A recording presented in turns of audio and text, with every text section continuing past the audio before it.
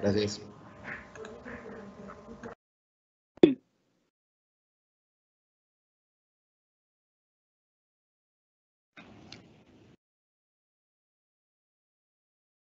Muy buenos días, tengan todos ustedes y bienvenidos nuevamente a este coloquio internacional sobre políticas sociales sectoriales. Para continuar con el programa, tengo el honor de presentar la segunda conferencia magistral titulada Desafíos demográficos y políticos de la migración internacional mesoamericana, dirigida por el doctor René Centeno, profesor del Departamento de Demografía de la Universidad de Texas en San Antonio. Antes de iniciar, me voy a permitir leer una breve semblanza del doctor René. Fue director ejecutivo del Centro de Estudios México-Estados Unidos de la Universidad de California, San Diego. Del 2009 al 2010 fue secretario general académico del Colegio de la Frontera Norte. Entre los años 2010 y 2012 se desempeñó en el Gobierno de México como subsecretario de Población, Migración y Asuntos Religiosos, donde tuvo un papel importante en el diseño y la promulgación de la Ley de Migración y la Ley sobre Refugiados, Protección Complementaria y Asilo Político, instrumentos legales que proporcionan derechos a los migrantes y refugiados en México, independientemente de su estatus migratorio. Cuenta con un postdoctorado en demografía por la Universidad de Pensilvania, así como un doctorado en sociología y demografía por la Universidad de Texas en Austin. Su actividad docente ha sido realizada en el Colegio de la Frontera Norte, el Tecnológico de Monterrey y la Universidad de Texas en San Antonio. Cuenta con más de 50 publicaciones académicas sobre temas de migración, políticas migratorias, derechos humanos y cambio demográfico. Antes de continuar, los invito a participar en el chat en vivo. Al final escogeremos 2 preguntas del chat para nuestro conferencista. También les recuerdo que su asistencia a este evento se registra de manera automática al ingresar. Sin más preámbulo, le damos la más cordial bienvenida y le solicitamos nos haga el favor de iniciar con esta conferencia magistral. Adelante, doctor.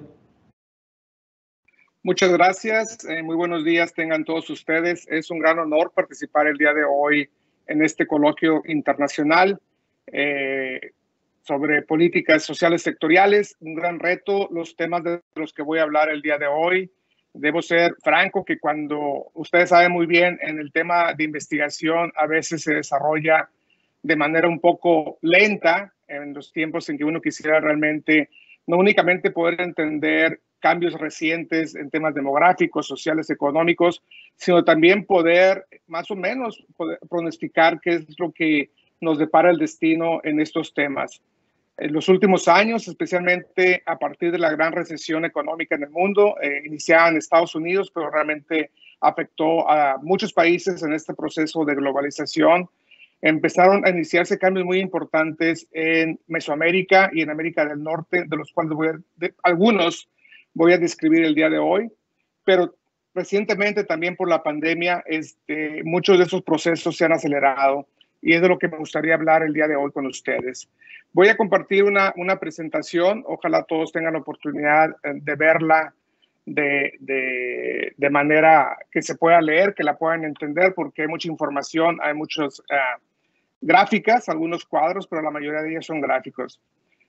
Antes de que yo realmente pueda iniciar a dar con detalles información o llegar al punto que me gustaría tocar, generalmente mis presentaciones trato de, al principio, de tratar de comunicar el mensaje que quiero dejar en esta presentación o en la presentación que voy a hacer. Y ese es el mensaje prácticamente que quiero dejarles a ustedes en un día tan especial que hoy es este coloquio internacional. De lo que voy a hablar hoy es cómo la gran recesión generó una gran transformación de las fuerzas y de todos los pilares que dieron pie a la gran migración de Mesoamérica a Estados Unidos, especialmente en los años 80, 90 y al principio de este milenio. Una migración que ustedes saben muy bien fue abrumadoramente mexicana, indocumentada y de baja calificación. La pandemia del COVID-19 ha acelerado mucho esta transformación, particularmente en Estados Unidos, un país que enfrenta una encrucijada demográfica y una identidad o una crisis de identidad racial y cultural como nunca en su historia. Mientras que la complementariedad demográfica que dio pie, y de esto voy a hablar un poquito más adelante, a los grandes flujos migratorios de la región tiende a desaparecer. Es decir, esta diferente dinámica demográfica en países de Centroamérica, México, en relación con Estados Unidos, tiende a desaparecer. Nuestros países reducen de forma muy marcada su crecimiento demográfico, la fecundidad baja de manera rápida y nuestra población envejece rápidamente. Al mismo tiempo que esto sucede, los gobiernos de México y de Estados Unidos especialmente, pero también Guatemala, por ejemplo, intensifican sus esfuerzos para imponer mayores barreras a la movilidad internacional y limitar el acceso de los migrantes a sus derechos que están marcados por acuerdos y organismos internacionales. Se ignora por completo las causas estructurales y ambientales que están cada vez más forzando a cientos de miles de familias y a personas a abandonar sus lugares de origen. La presentación tiene 3 partes. La primera, voy a hablar de la configuración de esta nueva realidad demográfica en Estados Unidos y Mesoamérica. La segunda, en dónde estamos en esta nueva etapa de la migración mesoamericana a Estados Unidos, especialmente en conexión con México, pero también la crisis que se vive en la frontera México-Estados Unidos, especialmente una frontera muy cercana a todos ustedes ahí en Nuevo León, que es la de Tamaulipas con Texas, que está siendo marcada por una gran movilidad de centroamericanos, especialmente familias y menores no acompañados que buscan solicitar asilo en los Estados Unidos. Y lo último, un aspecto importante también de esta gran transformación demográfica es cómo la demografía es el destino en general de Estados Unidos, pero especialmente de California y Texas, que han visto su población anglosajona o blanca, no hispana, como se le dice aquí en Estados Unidos, de manera significativa.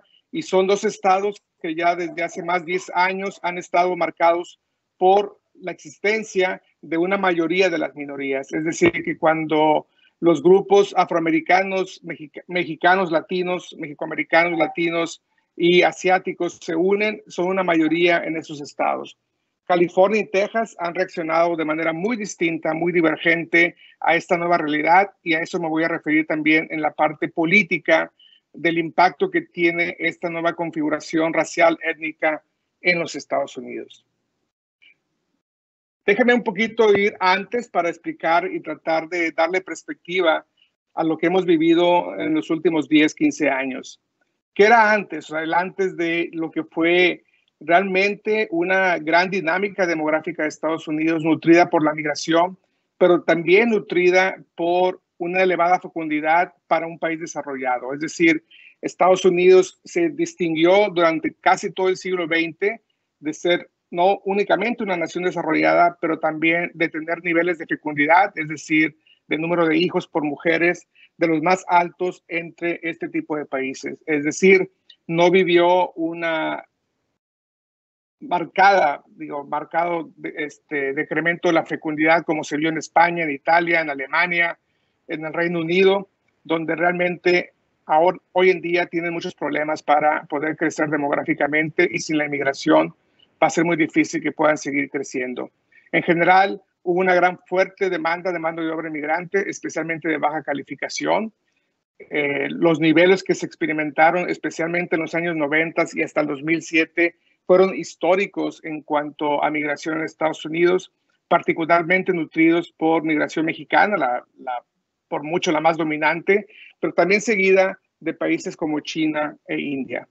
Ya hablé de los niveles de fecundidad. Hay también que destacar que durante la segunda mitad del siglo XX hubo marcados descensos de la mortalidad en toda la región, pero especialmente en Estados Unidos.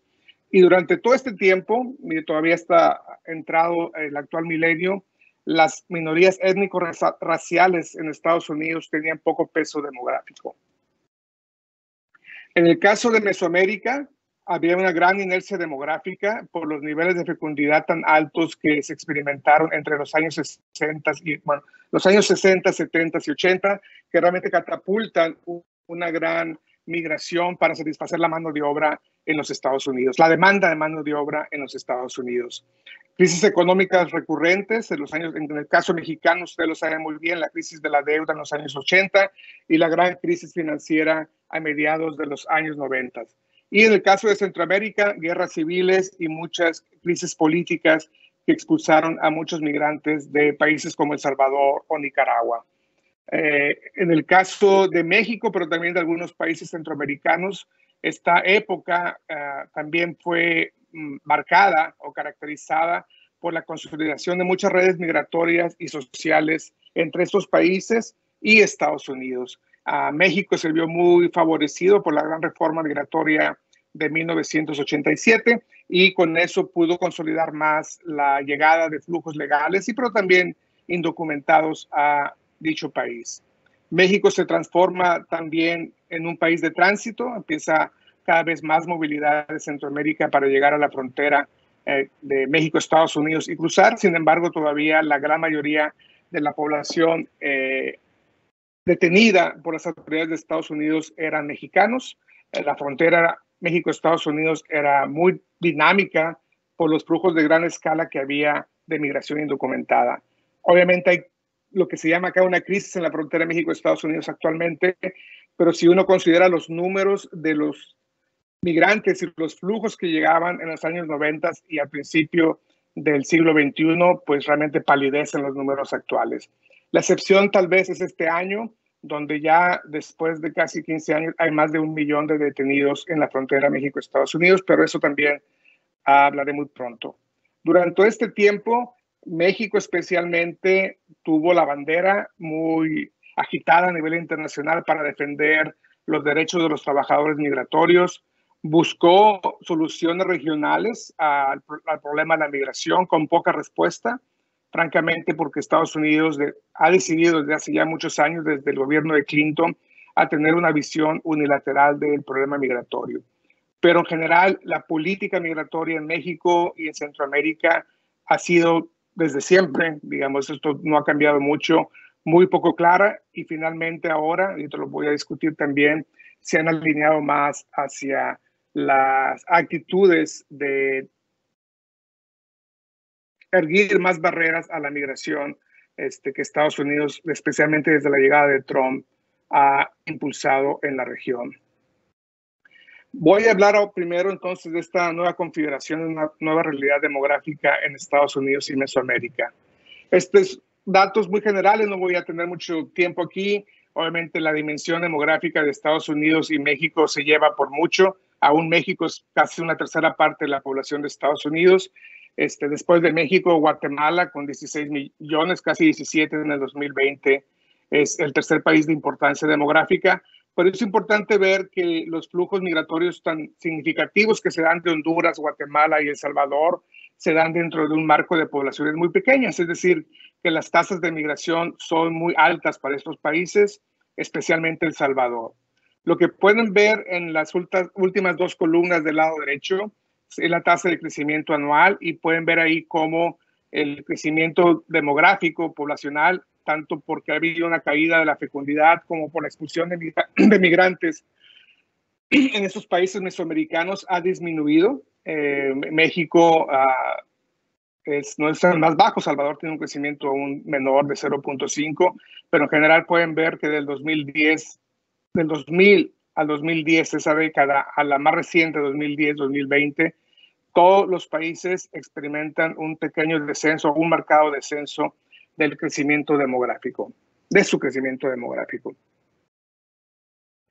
Hace poco se dieron a dar a conocer los datos del Censo de Población de Estados Unidos y pues llamó rápidamente la atención, lo cual ya sabíamos porque venía un marcado descenso de la fecundidad reportándose en Estados Unidos, que por primera vez en muchos años, y una disculpa porque algunos de estos gráficas o la mayoría van a estar en inglés, ustedes podrán ver aquí que el cambio poblacional en la última década en Estados Unidos fue de 7.4%.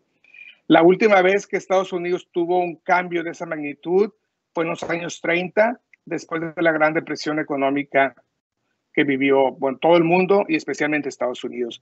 Pero como podrán ver, después, un poquito antes de la guerra y después de la posguerra, hubo un marcado dinamismo demográfico en Estados Unidos, impulsado primero por el baby boom que hubo en Estados Unidos después de la Gran Guerra y hasta los años 60, y después por mantener, repito, una fecundidad relativamente alta para un país desarrollado, como Estados Unidos en comparación con Europa, por ejemplo, pero también porque los grandes flujos de migración le inyectaron también mucho dinamismo a este cambio demográfico en Estados Unidos.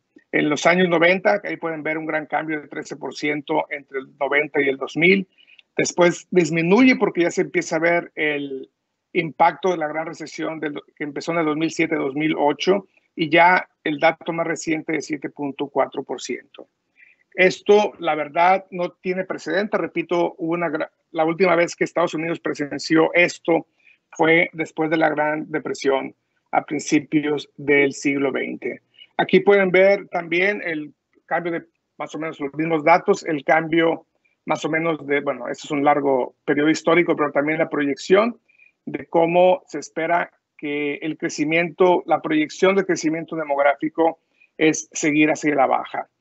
Esto, repito, y lo comentaré más adelante porque está conectado con el tema de migración, la economía de Estados Unidos siempre se ha sostenido o ha tenido como base una fuerte dinámica demográfica basada en fecundidad relativamente alta y en la llegada de migrantes que también llegan con su fecundidad a inyectarle mucha energía a la población o a la dinámica demográfica de Estados Unidos.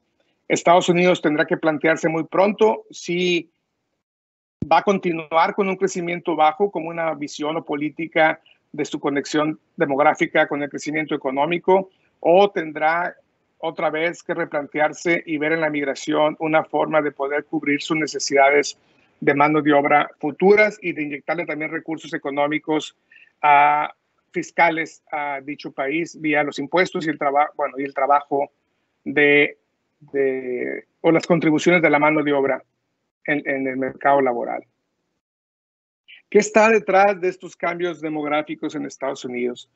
¿Cómo es que entra una nueva etapa que nadie realmente proyectaba hace 10 o 15 años de crecimiento demográfico? Primero, una disminución de la migración indocumentada, es decir, los flujos que se reportan de los cruces indocumentados en la frontera han disminuido, son datos del Colegio de la Frontera Norte de manera muy marcada. La población también, porque ha habido muchas deportaciones de Estados Unidos a México, ha disminuido en aquel país. No únicamente es que llegan menos, especialmente indocumentados, sino también que muchos han sido deportados a Centroamérica o a México. Es decir, la migración no tiene el impacto que tenía en el cambio demográfico de Estados Unidos como antes.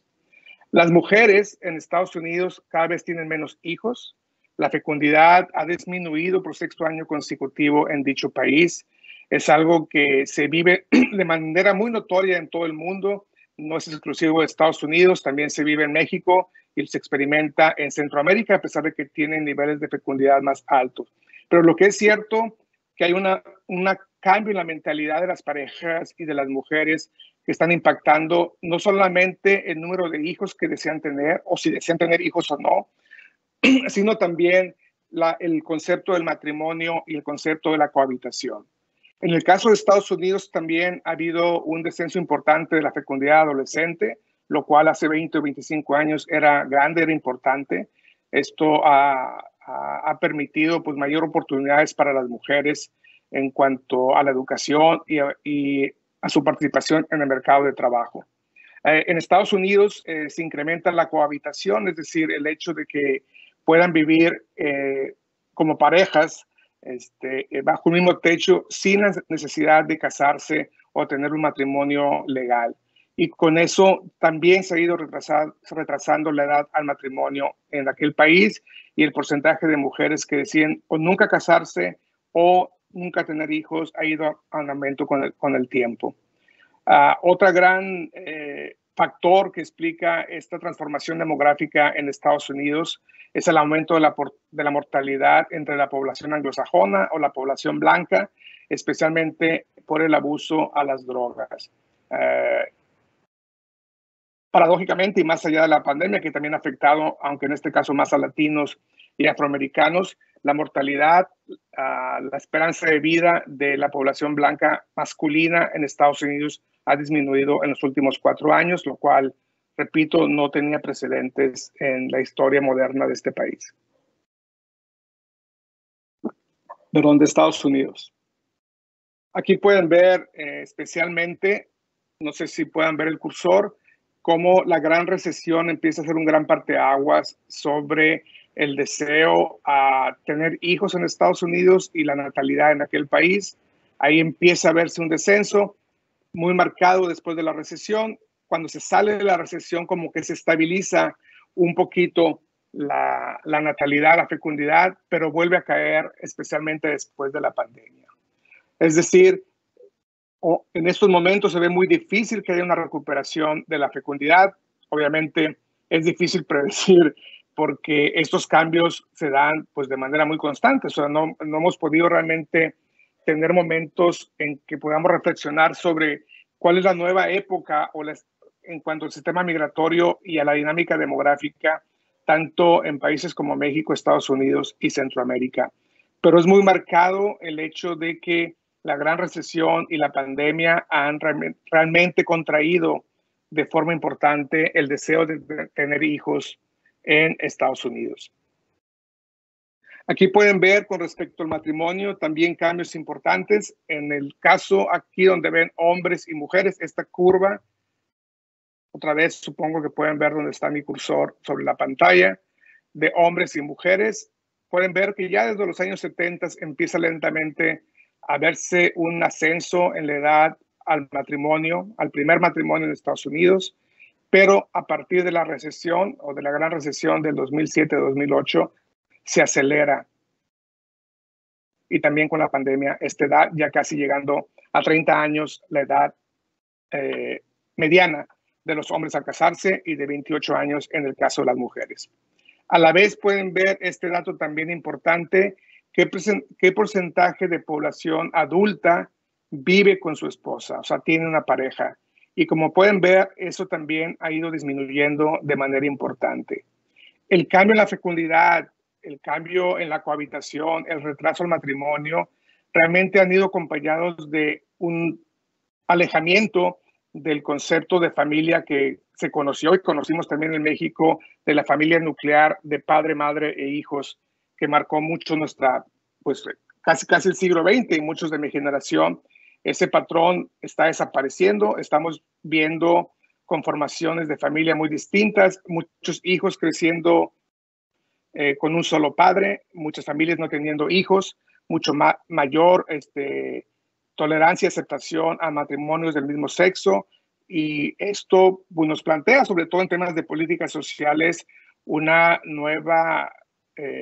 nuevas condiciones a las que tenemos que considerar a la hora de poder proveer con bienestar, beneficios y políticas a esta nueva población de menores y también de mujeres que están cuidando solas a sus hijos o de hombres que están haciendo lo mismo en algunos casos. Pero en general nos alejamos muchísimo cada vez más y de manera muy rápida de el concepto o de la forma en que pensamos sobre la familia nuclear en América Latina y en Estados Unidos.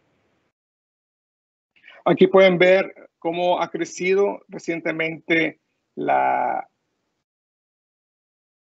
pues el apoyo, la aceptación a los matrimonios del mismo sexo en los Estados Unidos y que la Suprema Corte de dicho país realmente validó recientemente y que muchos estados ya aceptan es difícil, no pueden oponerse el matrimonio de personas del mismo sexo. Y aunque los datos son muy pocos confiables, es evidente que ha habido un aumento en este tipo de relaciones y de matrimonios en Estados Unidos y de hogares que viven en estas condiciones. ¿Qué pasa con Guatemala, Honduras, México y El Salvador, que son los países que más expulsan migración desde la región de Estados Unidos? Pueden ver en la parte inferior la tasa global de fecundidad de Estados Unidos y más o menos lo que ya describí, especialmente después de la recesión, este inicio de un descenso marcado de la fecundidad. Pero pueden ver México, por ejemplo, que es la línea gris que tienen aquí, que inició también una transición demográfica mucho antes que los países de Centroamérica, pero que finalmente todos los países han visto han experimentado un descenso en su fecundidad. Esta convergencia demográfica en términos de hijos, hijas y de mano de obra cuando alcancen la edad de poder trabajar tiene un gran impacto en la migración, porque en el pasado, como han escrito varios académicos destacados en México y en Estados Unidos y también en otros países del mundo, el hecho de que veamos a millones de mexicanos en Estados Unidos o guatemaltecos o salvadoreños es porque México subsidió, por ejemplo, mucho de la mano de obra no calificada que necesitó Estados Unidos a finales del siglo XX y a principios de este siglo. Es decir, si México no hubiera descendido su fecundidad en los años 50 o 60, como muchos países en el mundo empezaron a experimentar, o cuando México ya empezaba a desarrollarse, no hubiéramos visto las cifras que vemos de mexicanos en Estados Unidos. Como podrán ver ustedes aquí, esta complementariedad está desapareciendo, y si bien no quiere decir que Estados Unidos no siga siendo atractivo para muchas familias o población en la región mesoamericana, obviamente los números y la presión que existe es mucho distinta cuando tienes una familia de 2 o 3 hijos a cuando tienes familias de 6 o 7 hijos. Y esto, repito, va a tener un impacto en el futuro del sistema migratorio de la región. En el caso de la esperanza de vida, la mortalidad es igual. La parte realmente destacada en esta gráfica es cómo tanto México como Estados Unidos ven estancada las ganancias en mortalidad. Es decir, México se puede ver aquí otra vez con la línea gris, llega realmente a tener hasta un pequeño, casi nada, ascenso de la mortalidad. La esperanza de vida no se sigue incrementando o queda realmente estancada. Igualmente en Estados Unidos, si tuviéramos los datos más recientes de 2019 a 20, hay un descenso en la esperanza de vida, especialmente de hombres. La esperanza de vida se incrementa también en países centroamericanos.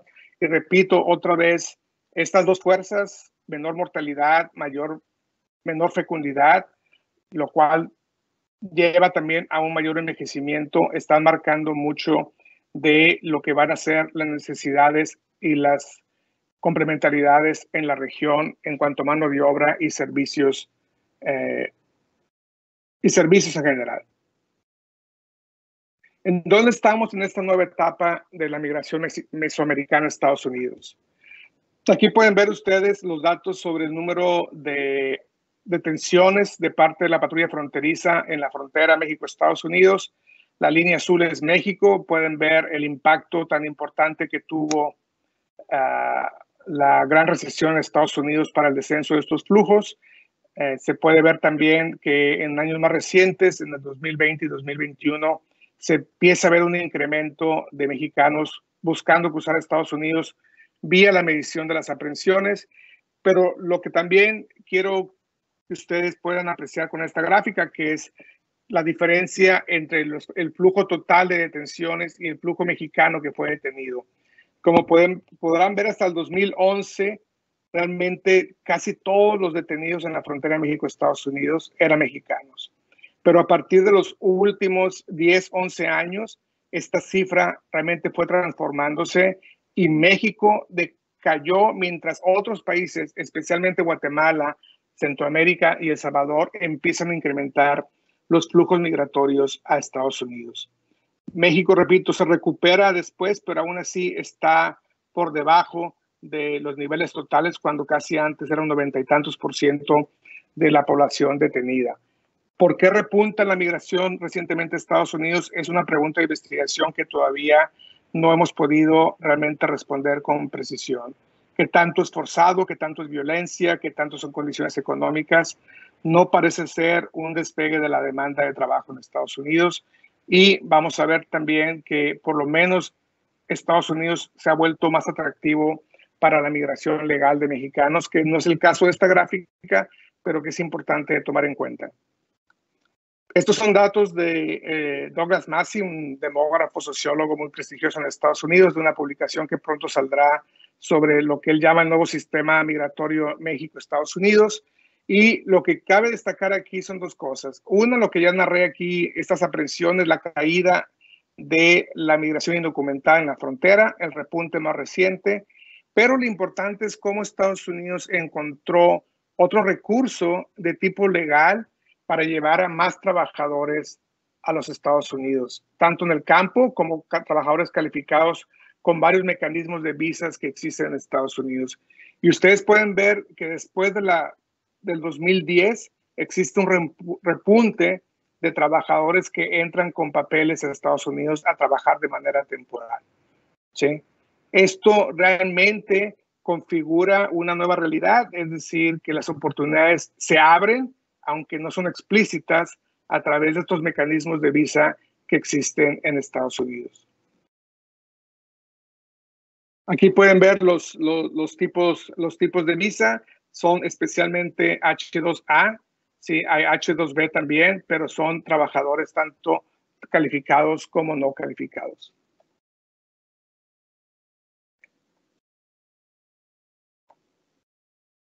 Aquí pueden ver el número de aprehensiones totales en la frontera. Esos son datos más recientes del 2010 al 2021.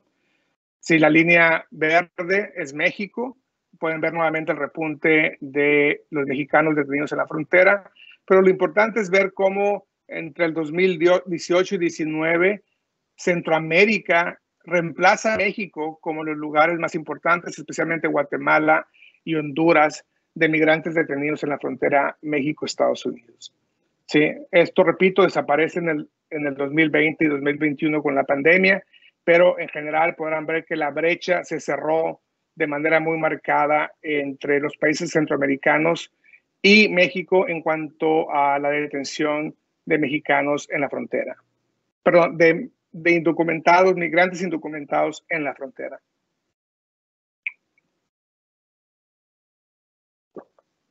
Ustedes lo han visto en los medios, ha sido realmente muy explotado políticamente en Estados Unidos, la llegada de tantos menores no acompañados y familias de Centroamérica a la frontera México-Estados Unidos. Pueden ver cómo los niveles, especialmente de Guatemala, El Salvador y Honduras, eran relativamente bajos. En el 2014 explota la primera crisis humanitaria en la frontera con la administración de Obama. Obama usa el apoyo del ejército y de bases militares para poder realmente darle un proceso legal a la solicitud de asilo y a los procesos de deportación de esta población. Disminuye, llega Trump a la presidencia de Estados Unidos y viene otra vez un repunte de esta migración de menores no acompañados a la frontera. Las famosas caravanas, que las que se refería Trump en sus campañas, especialmente a la de 2018, se empieza a colapsar de alguna manera en el 2020 estos flujos, pero como podrán ver aquí en el 2021 y también en la gráfica anterior, ¿sí? Llegamos, si uno suma los cuatro países, los cuatro países y el resto de países del mundo, por primera vez en muchos años se llega a más de 1 millón de detenciones en la frontera México-Estados Unidos. Es decir, este año parece ser nuevamente otro parteaguas en la realidad de la migración regional y sobre todo de los flujos de migrantes no acompañados centroamericanos a la frontera. La demografía es destino, es una frase que acuñó Augusto Comte, el padre de la sociología en el mundo, diciendo que todas las decisiones que hagamos, todo lo que pasa con la dinámica demográfica en un contexto temporal o espacial como el que vivimos ahora, nos va a llevar a un destino donde ya podremos prever cuál va a ser la realidad económica, social o cultural de dicho país.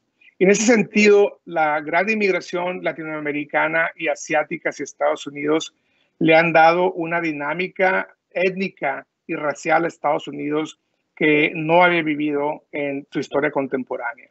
Y California y Texas son dos países que viven de manera muy marcada esa realidad y que han respondido de manera muy distinta. Y en ese sentido es importante entender cómo, sobre todo la llegada de Trump, marcó más, aceleró lo que inició Clinton, Bush, pero sobre todo reforzó y aceleró mucho la administración de Obama en cuanto a separación de familias y deportación de migrantes.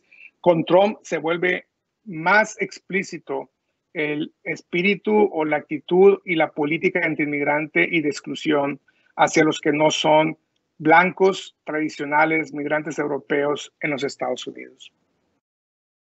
Aquí pueden ver los datos de la población de Estados Unidos, de California, Texas, en la parte superior, y de la población que nació en México, es decir, inmigrantes mexicanos en California, en Texas y en Estados Unidos. En la parte de arriba podrán ver California, que tuvo un crecimiento demográfico de 1.2% anual entre el 90 y el 2005, se cae a 0.8% del 2005 al 2019. Texas mantiene su crecimiento demográfico realmente porque se nutre mucho de migración interna en Estados Unidos. Es decir, mucha gente se mueve a vivir, especialmente de California a Texas, porque el costo de vida es más bajo, relativamente más bajo. Y Estados Unidos realmente, por lo menos hasta el 2019, si hay un decremento realmente mínimo. La población mexicana tiene una muy fuerte presencia en estos dos estados, en California y en Texas. Ustedes podrán ver aquí, por ejemplo, que California en 1990 tenía 57% de la población nacida en México que vivía en aquel momento en Estados Unidos. Pero pueden ver cómo en el 2005 ya era solo 39% y en el 2019 36%. En el caso de Texas, la población mexicana, o sea, el peso relativo de la población mexicana, como todos los migrantes en aquel país, se ha sostenido en alrededor de 1 de cada 5 mexicanos viviendo en Texas. Los datos te indican, sobre todo por la caída de California, pues que los mexicanos cada vez estamos más presentes en muchos otros estados, como ustedes bien saben, en los Estados Unidos, lo cual también ha sido agitado o explotado mucho por el conservadurismo de Estados Unidos para preocuparlos por la presencia de migrantes mexicanos y de otros países en Estados Unidos, también por cuestiones religiosas como son los musulmanes. Pero pueden ver ahí cómo, bueno, los datos de cómo se desploma la población mexicana en Estados Unidos en cuanto a crecimiento, de 6.2% en el 90-2005 a 0.1% en los últimos 15 años. La población mexicana los mexicanos empiezan a irse de California de tal suerte que la población es menor ahora en el 2019 que en el 2005 en el estado de California. En el caso de Texas sigue creciendo, pero nada comparado con el crecimiento que tuvo. Es un 5.9% anual entre el 90 y el 2005. ¿Qué pasa con la diversidad? Y esto les ayuda mucho a entender por qué hay una encrucijada, como yo le llamo, o definición de identidad de lo que es Estados Unidos y de cómo les cuesta todavía mucho trabajo verse como un país no anglosajón. Es decir, California y Texas han vivido mucha de esta transformación por la migración que ha llegado de manera importante de Asia y de América Latina. Ustedes pueden ver, este es el caso de California, en el 90, 57% de la población era blanca no hispana, como se le categoriza generalmente aquí en Estados Unidos. Yo le puedo llamar también, si me permiten, población anglosajona. El 2005 ya eran minoría, es decir, los blancos no tenían la mayoría en el estado de California, eran ya solo 43%. Los mexicanos no inmigrantes o mexicoamericanos eran 17%, los mexicanos inmigrantes 12% y otros latinos 6%. Y si a eso le sumamos otras minorías, afroamericanos o asiáticos, pues todos eran más del 50%. Este proceso se consolida en el 2019 y ya para entonces, digamos el año pasado, 36%, un poco más de 1 de cada 3 californianos eran anglosajones, pero vean el peso de los mexicanos, mexicoamericanos y de los inmigrantes, muy importante, al igual que otros latinos. También, como ustedes saben, la migración asiática en California es significativa y casi 1 de cada 4 son otras minorías afroamericanas, asiáticos y otros grupos. Texas todavía, digo, va a un proceso muy semejante, llegó un poquito más tarde, pocos años, a esta mayoría de minorías en el estado. En el 90, 62% de la población era anglosajona, solamente 18% eran mexicoamericanos, 5% inmigrantes. Pero vean cómo para el 2005 ya también Texas no tenía una mayoría blanca no hispana.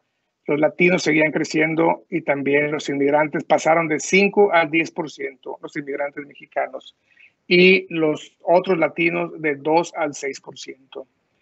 Este proceso también se consolida en el 2019 a 41%, un poco más alto que en el caso de California, como pueden ver. Y la población mexicoamericana va y crece hasta representar un 25%, 8% inmigrantes mexicanos y 6% otros latinos inmigrantes o nativos de los Estados Unidos que no son mexicoamericanos. ¿Cómo es posible, y eso es parte de un trabajo que acabo de terminar con Rafael Fernández de Castro, cómo es posible que dos estados enfrentando una realidad migratoria semejante, como es la de Texas y California, han reaccionado de manera tan distinta a la forma de abordar el tema migratorio? Como ustedes saben, California aprendió una gran lección.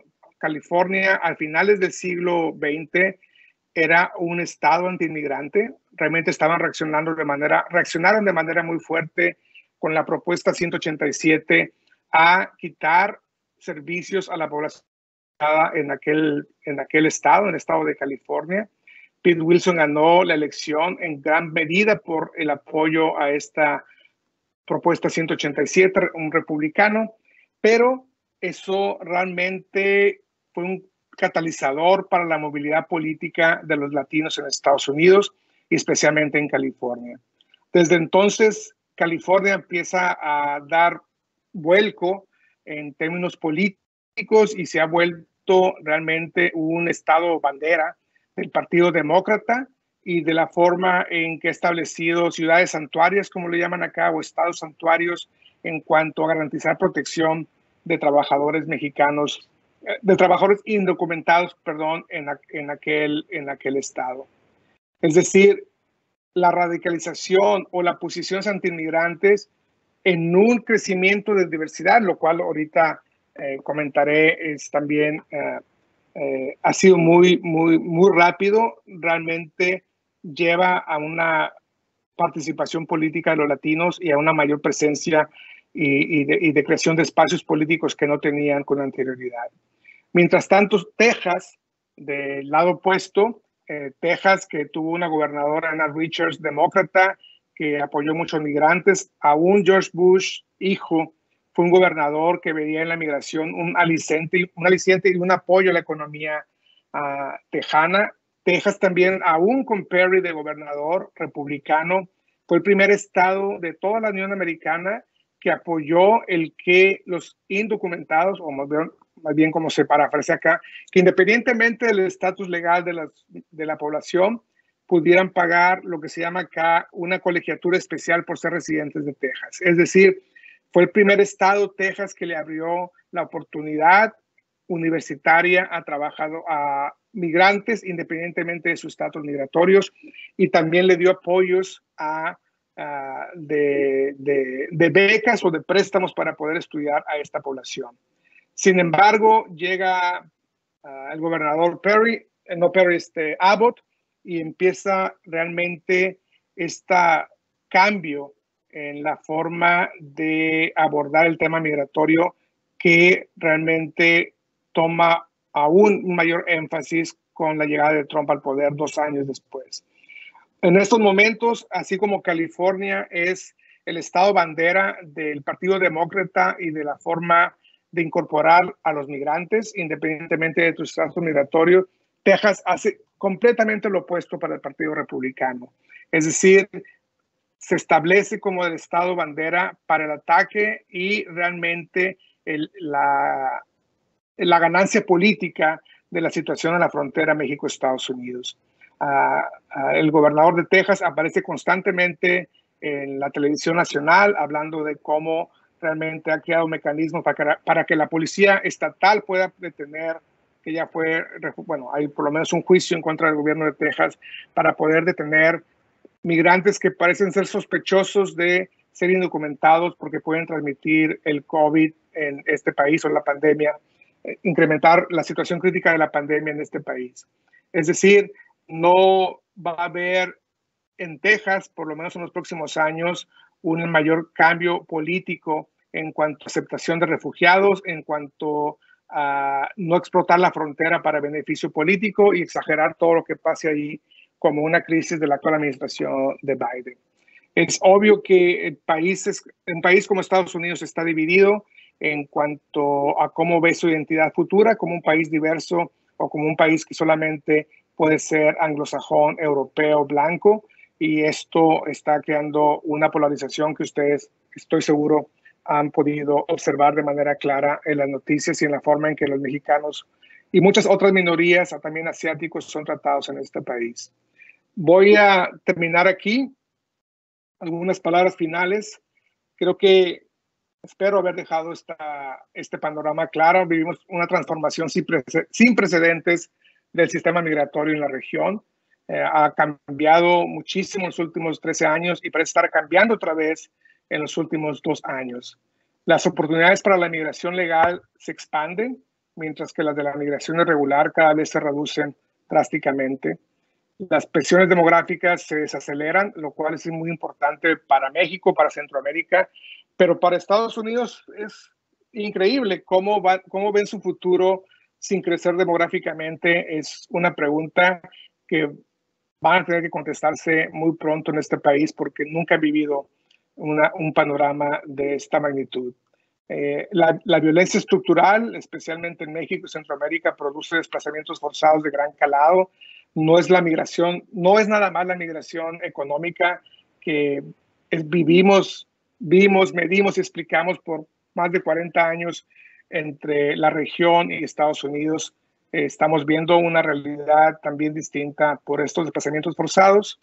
Estados Unidos y lamentablemente México también imponen cada vez más barreras a la movilidad regional con políticas migratorias de mano dura. El hecho que México esté recibiendo aviones de deportados centroamericanos en territorio mexicano viola el derecho internacional, viola todo lo que México ha promulgado por tantos años en organismos internacionales de protección migratoria y sobre todo de la aplicación cabal de la Convención de Viena y el Tratado y la forma de procesar la deportación de migrantes. Estados Unidos, creo que con Biden no va a cambiar, va a seguir imponiendo fuertes restricciones a la migración, pero lo que está realmente agudizándose en Estados Unidos es cómo estados como Texas, otros estados en el sur de Estados Unidos, empiezan a poner restricciones fuertes a la incorporación política, social y económica de la población latina. Y esto realmente es algo que debe preocupar a nosotros como mexicanos, porque finalmente los mexicanos en Estados Unidos siguen apoyando mucho a México, siguen ligados con México y deben encontrar en el país un respaldo político a los deseos de incorporarse rápidamente o más rápidamente a la sociedad norteamericana para aquellos que han decidido quedarse en este lugar. Todo lo que experimenta Estados Unidos de manera demográfica, lo que pasa con las familias, con lo que pasa también con la menor atracción a tener hijos, a estar en matrimonio, van a tener un impacto en México y creo que eso es muy importante de tomar en cuenta a la hora de pensar en políticas sociales sectoriales en México. Muchas gracias, espero poder contestar 1, 2 o 3 preguntas, las que sean de parte del público. Gracias.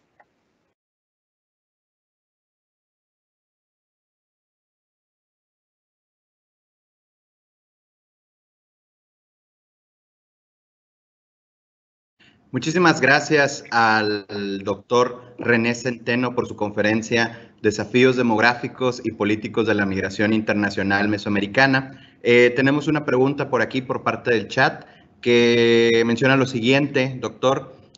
Dice así: por la crisis del COVID-19, ¿se ha reducido el flujo de migración ilegal hacia los Estados Unidos? Por lo menos la centroamericana no, ¿sí? Y la mexicana, al parecer, al contrario, se ha ido incrementando en los últimos 2 años. ¿Sí? Es decir, la respuesta a la pregunta, no. ¿Sí? Los datos indican que o ha seguido igual para algunos países o ha aumentado en el caso de la migración mexicana. Por lo menos en los cruces fronterizos. Muchas gracias, doctor. Tenemos otra pregunta que menciona, ¿es posible la conciliación entre las posiciones políticas de los diferentes niveles de gobierno en Estados Unidos con respecto al tema de la migración?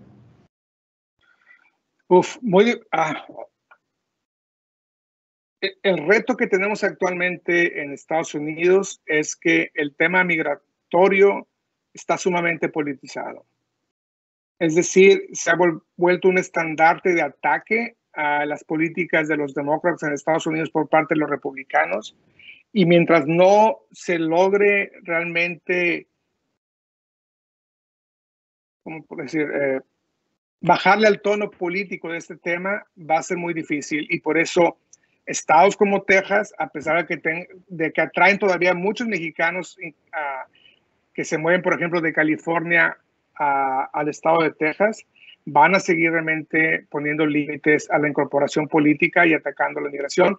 Y vas a tener estados en completamente lo opuesto, como California, donde existe una gran protección, incluso apoyos económicos que hubo como cuando llegó COVID el año pasado, en el 2020, para darles apoyos a los trabajadores agrícolas indocumentados en aquel país. En pocas palabras, no veo pronto una conciliación de estas visiones. Lo único que podría marcar rápidamente un cambio de tono es si la fecundidad sigue bajando de manera dramática en Estados Unidos y hay una crisis fuerte de trabajadores en este país. Muchísimas gracias, doctor. Y tenemos una última pregunta. Esta menciona, ¿cuál es el impacto económico al disminuir la movilidad de centroamericanos y su llegada a Estados Unidos?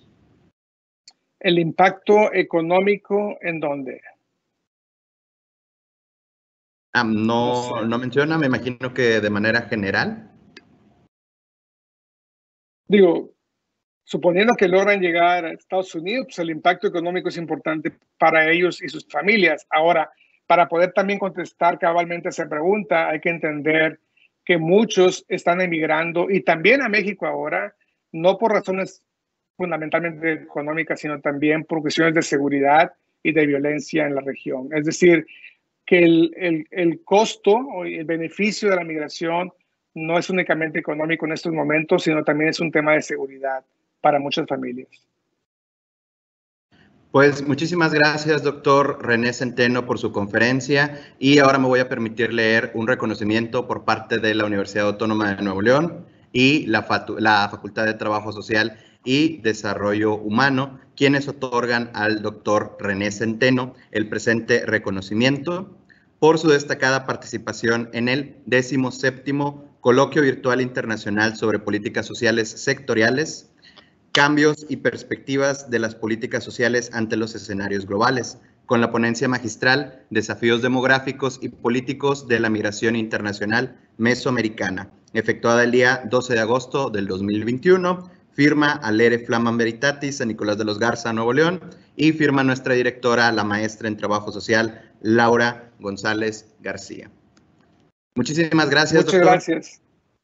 Y muchísimas gracias a todos ustedes por habernos acompañado el día de hoy. Les comento que a las 3 de la tarde iniciaremos con las mesas de trabajo simultáneas en línea. Les recordamos que deben asistir a un mínimo de 3 actividades para recibir su reconocimiento. En su programa pueden encontrar la información con todos los vínculos de acceso. Muchísimas gracias y hasta luego.